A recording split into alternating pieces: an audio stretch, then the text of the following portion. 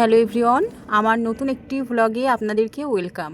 তো আজ আমি রান্না করব রুই মাছের ঝাল বা রুই মাছের হ্যাঁ, আমি কালিয়া। ভালোবাসি রুই মাছ খেতে, সেই জন্য আমার জন্য একদমই বানাচ্ছি। না, আমরা সবাই খাবো সেই জন্য বানাচ্ছি। এখন আমি রুই মাছটাকে লাল লাল করে ভেজে নিচ্ছি। কেন কড়া করে ভাজলে হবে না? লাল লাল করেই ভাজতে হবে? হ্যাঁ রে, লাল লাল করে ভাজতে হবে। তারপর এখানে আমি কড়াইতে পরিমাণ মতো তেল দিয়ে শুকনো লঙ্কা আর জিরে ফোড়ন দিয়ে শুধু দিয়েছি। এটুকুই, আর কিছু ফোড়ন দেবে না? আরে দাঁড়া, আগে এটাকে ভাজতে দে, তারপরে তো এখানে পেঁয়াজ অ্যাড করবো। আগে পেঁয়াজ দিলে কি হতো? আরে আগে পেঁয়াজ দিতে নেই, আমি তো এভাবেই রান্না করি। পেঁয়াজটা আর কতক্ষণ ভাজবে? এবার মাছ দাও। না না, হয়ে গেছে ভাজা, এবারেই তো আমি মশলা অ্যাড করবো এখানে। তো কি কি মশলা দিলে এখানে? আদা রসুন জিরে শুকনো লঙ্কা আর তার সাথে টমেটো দিয়ে একসাথে পেস্ট করে দিয়েছি। ব্যাস হয়ে গেল? আর কিছু দেবে না? হ্যাঁ দেবো তো।